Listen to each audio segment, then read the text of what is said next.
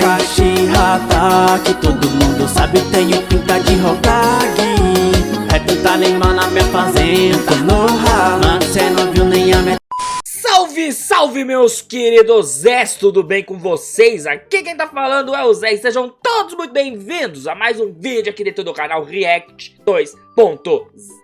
Ontem aconteceu várias coisas inéditas aqui no canal, na nossa live que eu já tinha anunciado, né, às 7 da noite, tudo bonitinho, que nós íamos jogar Pop Playtime, aqui no YouTube, nessa aqui, você que perdeu, tá salvo, vai lá ver, hilário. E sim, aconteceu, conseguimos rodar o jogo, consegui zerar a bagaça do jogo e eu ainda estou vivo. Aê, segura o coração, velho. E eu prometi que eu ia trazer a história de Pop Playtime do canal do Core. E aqui estou eu para cumprir minha promessa e entender agora de maneira 100% o que realmente aconteceu naquele jogo. E que diacho de boneca na bela e horrenda do final que... Mano, só vamos entender isso aqui. Mas primeiro eu preciso que você faça o quê? Vamos ver se você sabe. É exatamente, eu nem precisei falar, você já sabe, tá vendo? Deixa o like, se inscreve no canal, ativa o sininho de notificação e compartilha esse vídeo para todo mundo. Porque quanto mais você compartilhar, mais pessoas vão conhecer e vamos conseguir bater a nossa meta de 50k até o final do ano, que falta menos de 5k, velho. Eu conto com vocês, ajuda nós. E só pra lembrar também, vídeo aqui é todo dia de 1 a 2, sempre tem. Se você não for notificado, cola com nós que tem vídeo, perfeito? Então, vamos pro vídeo, vai!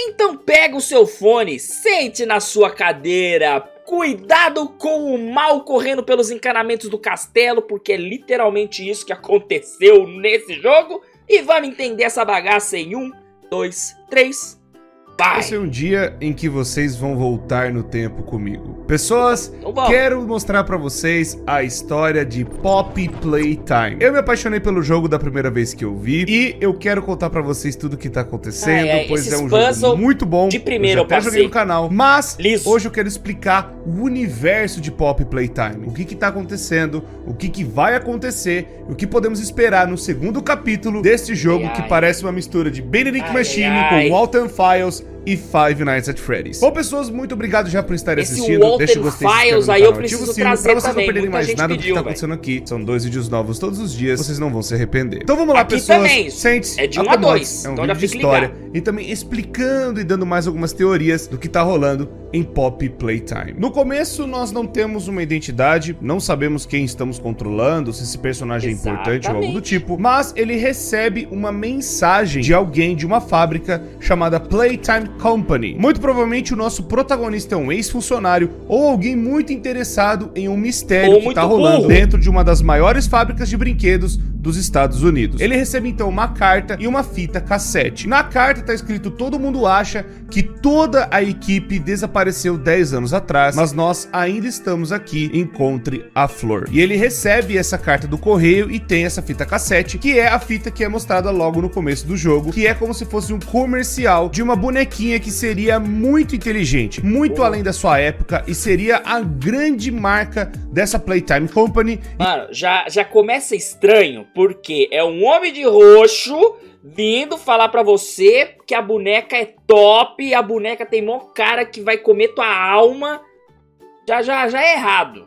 Já na hora que eu olhar aquilo eu falava: mano, sinto muito vocês que desapareceram. Fui. Eu vazava, velho. Ah, fazer o que, mano? Eu levo flores depois. É louco. Vai.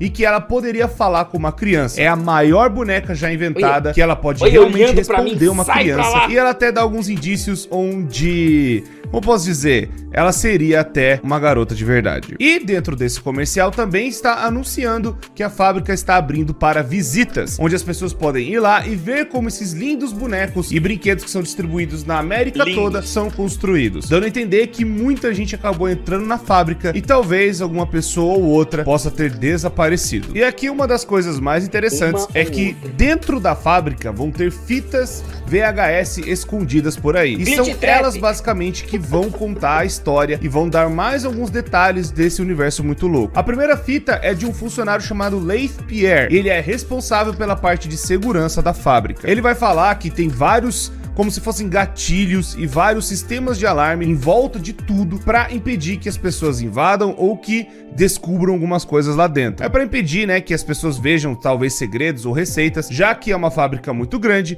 e os brinquedos são vendidos no país todo. Vai que alguma pessoa tente entrar e roubar, né, alguma coisa, alguma engenharia ou alguma tecnologia que eles tenham lá dentro. Ou talvez que descubra outra coisa que tá rolando lá. Bom, então já é avisado que vão ter coisas que vão acontecer que a gente não sabe de onde tá vindo por conta desses gatilhos. Uma coisa que é interessante de se notar é que a fábrica, ela tem um aspecto meio de abandonado, mas as coisas ainda estão funcionando. Talvez ela não esteja no seu auge, pois pode ser que tenha passado muito tempo desde quando essas fitas foram gravadas, e meio que a tecnologia de VHS veio na década de 70, 80, então talvez a gente esteja na década de 90, 2000, começo a chutar por aí, e então a gente recebe mais uma fitinha onde a gente vai ser ensinado a mexer no Grab Pack. Mas se é nessa época aí e já tem um invento como esse Grab Pack, caraca, que é um 80, 90, quase ano 3000, que ninguém consegue fazer uma dessa aí nos tempos de hoje. É louco, eu não sei como é que você, você joga, vira o Homem-Aranha, velho.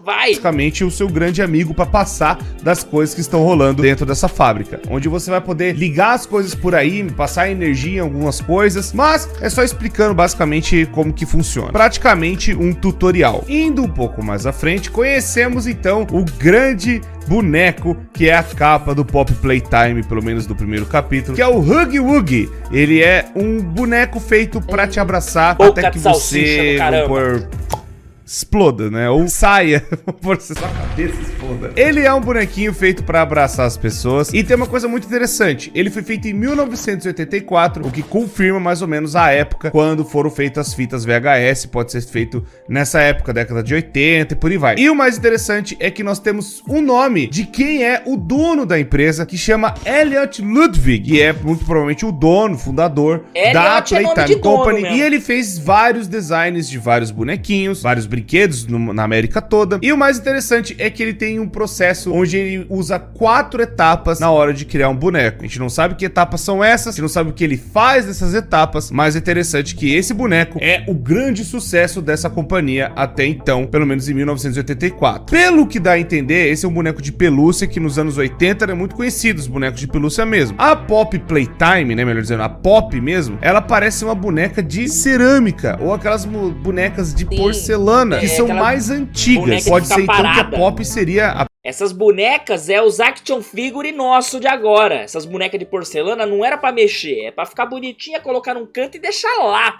Aí se você fosse mexer, chegava alguém e falava, não é de brincar, é de ficar parado olhando pra ela pra ficar com medo. Ah, então tá bom. E deixava, eu via várias. Minha tia tinha, nossa. Nem sei o que aconteceu com aquelas bonecas, deve ter ido pro inferno, mas enfim, vai. A primeira, e esses Huggy Wuggy seriam outra coisa, vindo depois. A gente não sabe ainda, a gente tem que ligar a energia do lugar, porque as coisas estão começando a encaixar o que tá acontecendo. Restaurando a energia, acontece algo um pouco complicado. O Huggy Wuggy grandão, ele desaparece sem deixar vestígios, a gente não sabe pra onde ele foi, a gente sabe que o bicho agora tá sorto no mundo. Então, já dá a entender que realmente os brinquedos têm alguma coisa bizarra neles. Pode ser que eles tenham passado por alguma experiência, ou estejam usando eles para alguma outra coisa. E depois a gente tá dentro de um armazém. É como se fosse a parte de organização dos bonecos que estão dentro desta empresa. E ali a gente tem uma fita e vamos ver como se fossem 2 funcionários conversando. Um deles se chama Rich e o outro a gente não sabe o nome. Mas a conversa basicamente dos dois é que eles trabalham nessa empresa, mas ela tem alguns problemas na gerência. Já começa a dar umas pistas aí do Vending Machine, né? Que as empresas, os donos são atacados. E aqui não é tão diferente. A empresa é uma bagunça, bagunça, é socada de caixa pra tudo que é lado, e eles estão procurando os Huggy Wuggies pra justamente entregar pra um orfanato. A gente não sabe ainda mais desse orfanato, vai ter alguns detalhes mais pra frente, mas tá falando que essa empresa tem como se fosse, entre aspas, uma parte de caridade para entregar a, sabe, instituições e tudo mais e ajudar crianças a terem uma infância feliz. Parece bonitinho falando pra vocês, mas eu começo a suspeitar que talvez eles estejam usando esse orfanato pra alguma outra coisa. Mas o mais importante também é que, além de estar uma bagunça, eles meio que não têm uma coordenação tão bem feita. Eles meio que deixam tudo na bagunça e talvez os seus superiores não sejam tão competentes assim. Depois, pegando mais a outra parte do braço, você vai avançando e vendo mais coisas que o Huggy Wuggy tá andando por aí. O bicho tá ruim, a gente vai explorando mais esse lugar que tem mais segredos. Depois disso, a gente tá numa parte muito importante que revela que, na verdade, essa iniciativa de adoção, ela é muito mais importante, pois a própria empresa incentiva e dá bônus para os funcionários a adotarem crianças de orfanatos. Eles têm uma iniciativa chamada Co-Foster and Adoptive Care da própria Playtime Company. Mano, mas não tem jeito, mano. Começa o vídeo com um maluco de roxo e a treta toda é em volta de pegar criança pra socar as crianças dentro dos bichos. Vai ser isso? É isso mesmo? Referência assim na nossa cara a essa hora da tarde? Tá bom, então. Vai. Eles falam pros seus funcionários, sim, na verdade o pôster pode ser tipo, ó, adota a criança aí, mas talvez eles possam estar forçando as crianças, né, a irem pra essas pessoas que são funcionários da empresa, e aí eles meio que, tipo, tentam dar a cara do tipo, ó, já estamos dando uma nova vida pra essas crianças e tal. É uma iniciativa, né, já que tem pais que abandonam as crianças aí na rua, então a gente tá adotando elas e deixando aqui com os nossos funcionários, já que é uma fábrica de brinquedos e pode levar brinquedo pra casa. Nesse lugar exatamente onde nós estamos é a máquina que o tal do Elliot, né, o dono da Playtime Company, criou, onde ele vai fazendo várias etapas e formatando um brinquedo. É basicamente como se fosse um Lego, um Playmobil, onde vai montando o brinquedo na cara, ali você vai pegando só alguns pedaços e vai montando, né, o brinquedinho para poder ir para a próxima parte. Como eu falei para vocês logo no começo, a fita que nós vimos lá, tal, que como se fosse uma propaganda, também tem uma propaganda de excursão, onde eles estão abrindo a fábrica para as pessoas poderem entrar e verem como são feitos os brinquedos, sabe? Aquela coisa, não, vem ver como é que é produzido, e aí acaba levando um brinde que é um brinquedinho, onde a criança vai escolhendo os pedaços e essa máquina vai montando, e aí você só pode sair se você montar um amigo, né? Você tem que montar um brinquedo novo. E já aproveitando, o nome da máquina é Faça um Amigo. E essa máquina foi feita pelo próprio Elliot Ludwig, dono, né, da Playtime Company. Na verdade, a gente também não sabe se esse Elliot ainda continua como dono, porque essa máquina foi feita em 1960, e como eu falei pra vocês, a gente deve estar mais ou menos na década de 90, 2000. Então, a gente talvez possa estar vendo alguma outra coisa de algum outro dono, a gente não tem noção. Mas essa empresa ainda valoriza muito esse cara de alguma forma. Tipo, fala que esse cara era visionário, que ele era lindo, perfeito, e ele fez como se fosse algo vislumbrante para as fábricas de brinquedos e ninguém conseguia fazer igual. E as coisas impressionantes, avançadas e tudo mais. E aí, nessa parte, é como se fosse talvez a primeira máquina dessa empresa, meio que valorizando a sua história. E aí, ele vai fazendo, né, como se fosse uma parte criativa e entregando, né, brinquedos manufaturados muito mais rápido que as outras fábricas. Nessa parte também tem uma fita muito da esquisita, onde tem um cara entrevistando uma das funcionárias, uma funcionária chamada Stella. Essa Stella, ela vai falar que ela entrou nessa fábrica e tava ali dentro do tipo assim, eu entrei aqui porque é muito legal, é muito bacana, essa vontade de querer ser criança e tudo mais, porque a gente vai ficando velho, a gente só envelhece e tudo mais, mas na verdade a gente é um monte de criança, só que mais crescida. Na verdade a gente nunca quer deixar a infância, a gente ama, né, querer ser criança de novo. E ela começa a desabafar da vida dela. A mulher começa meio que a soltar tudo, porque o cara perguntou como é que é trabalhar na fábrica. E ela fala que é lindo e maravilhoso e que ela quer voltar a ser criança. Será que existe alguma coisa dos adultos quererem voltar a ser criança através dos bonecos? Ou utilizarem a infância dos bonecos para talvez eles voltarem como bonecos ou algo do tipo? A gente não sabe ainda, mas as coisas estão muito loucas. Muito provavelmente eles devem estar usando as crianças para alguma coisa sim. Mas existem alguns adultos ficcionados por quererem ser crianças de volta. E eles estão dentro dessa empresa muito louca. Essa Stella é a prova disso. Depois de ver essa fita e fazendo o brinquedinho, a gente encontra a parte atacada. Finalmente o Huggy Wuggy, ele vem pra cima de nós e tem que sair correndo. Mas peraí. O Corey já deve ter, já deve saber. Impossível você chegar naquela parte ali e não dar um pulinho. Peraí. Olha a cara do Corey. Contraparte atacada. Finalmente Não, o Huggy Wuggy só se vem essa pra... cena, só se essa cena aí ele já passou várias vezes e morreu, porque ele tava neutro, cara, poker face, eu quase infartei. Mano, vai. de nós, e tem que sair correndo na linha de fabricação da empresa. E aí começa a parte mais importante. Esta parte específica mostra que a empresa, além dela ser enorme, pois tem vários, né, caminhos para tudo que é lado e várias partes de brinquedos para cima e para baixo, mostra também uma coisa interessante. Quando você morre, existem várias telas de game over. E uma das telas de game over chama Experimento 1006. E também quando você morre, parece que você tá numa fita VHS. Começo a suspeitar que nós estamos, na verdade, vendo pelo ponto de vista de uma pessoa que entrou nesta fábrica e tá gravando tudo. E aí só tá colocando como se fosse um jogo e tudo mais, mas é como se fosse também uma parte de documentação. É como se alguém tivesse documentado e tá mostrando as coisas que estão acontecendo lá dentro naquela fábrica. Talvez algum investigador, talvez alguém que tá descobrindo coisas demais, pois nessa parte a gente vai ver como se fosse um funcionário, talvez um cientista, falando de um tal experimento. E o experimento justamente é o tal do Huggy Wuggy. O mais interessante é que ele fala que esse bicho, né, azulzão que abraça os outros, ele é um dos tipos de experimentos que foram feitos. Ele também é uma linha, como se fosse uma classificação. O 1006 é um experimento novo de uma linha de brinquedos em que eles estavam fazendo esses testes. E que ele, beleza, ele tem uma habilidade muito boa, uma cooperação incrível, mas ele tem defeitos. E defeitos que acabaram espalhando, né? Sim, e aí ele mata. fala, eu não me importo, uma brecha, algo do tipo, eu volto pra cá pra ver, mas a gente tem que continuar em nome da ciência, porque a gente tá chegando perto. Perto do quê? Perto de fazer esses brinquedos ficarem perfeitos? Perto desses brinquedos assimilarem as crianças de uma vez por todas? Ou perto de serem, vamos pôr assim, máquinas que realmente possam ser controladas ou algo do tipo mais perfeitas ou algo assim? Porque a gente viu que esse bicho que abraça os outros, ele é incontrolável, ele vai pra cima e ele vem e quer matar e tudo mais. Então, é como se ele estivesse falando, os experimentos estão caminhando, mas está faltando alguém. Ele fala, pela ausência dele, talvez o chefe da parte vamos por assim, da parte da ciência, ou o próprio Elliot, o que eu penso que ele possa ter morrido. Então as pessoas estão tentando continuar a pesquisa desse cara, já que esse Elliot era um gênio e tudo mais. E aí, por conta do cara ter morrido, talvez a empresa possa ter entrado nessa queda, nessa parte tipo de falência, e todo mundo ter acabado não conseguindo continuar a geniosidade que esse cara tinha. E aí, quando tentaram entrar e continuar os protocolos, os projetos, ou essa parte científica, acabou dando ruim, que surgiu esse bicho azulzão das bocas gigantes que quer matar você quando você tá andando dentro da fábrica. E aí o log é cortado na hora sem saber mais detalhes. Mas é um cientista. Como uma empresa de brinquedos tem cientistas, é algo muito estranho. Logo depois, na sequência, a gente vai então no lugar onde tem a flor de papoula, que é a flor da Pop. A gente chega lá, é como se fosse um outro lugar. A gente tá como se fosse numa casa antiga agora, uma casa cheia de livros e tudo mais. E quando a gente chega, parece um quarto de criança. E aí então a gente abre a porta do armário, meio que lembrando até a Annabelle. E quando a gente abre, a boneca fala com a gente: você abriu a minha porta, você abriu o meu baú. E aí acaba o primeiro capítulo. Bom,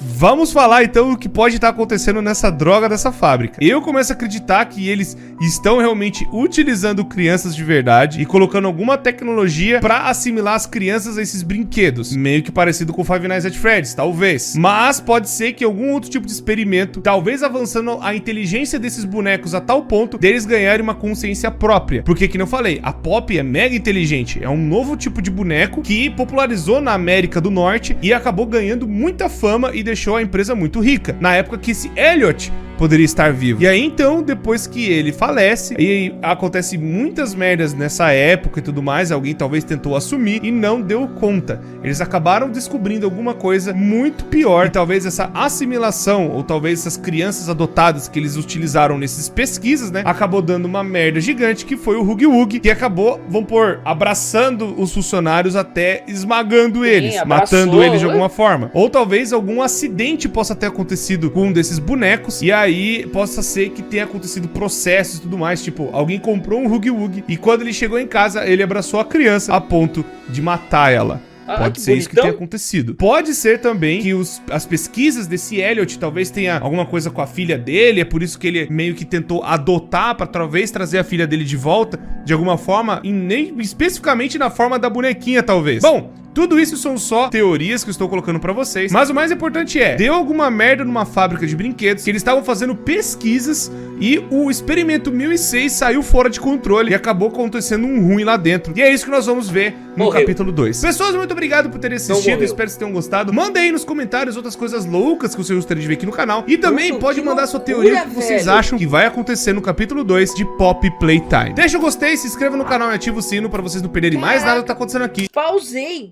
Mano, eu já tinha percebido que o jogo era meio malucão. Mas o que o Corey falou aqui faz muito sentido. Porque, velho, pode... Realmente, aquela máquina, imagina, pega os brinquedos e taca uma criança lá dentro, na esteira. Não sabe, eu não sei o que acontece lá dentro. Eu sei que na última tem aqueles raios laser muito louco e passa pra lá, passa pra cá e sai um brinquedo. Credo, olha, esse jogo ainda vai ter tanto pano pra manga. Escuta o que eu tô falando, velho, preste atenção. Esse game vai surpreender ainda muito. Cê tá de brincadeira, velho. Nossa. E com toda certeza quando sair a parte 2 do ano que vem eu vou trazer aqui no canal, mas não vou nem perder tempo. Pode ficar tranquilaço. Muito obrigado pela presença de todos vocês, meus queridos Zés. E até o próximo vídeo. É nóis. Falou. Parte de organização dos bonecos que estão dentro desta empresa. E ali a gente tem uma fita e vamos ver como se fossem dois funcionários conversando. Um deles se chama Rich e o outro a gente não sabe o nome. Mas a conversa basicamente dos dois é que eles trabalham nessa empresa, mas ela tem alguns problemas na gerência. Já começa a dar umas pistas aí do BN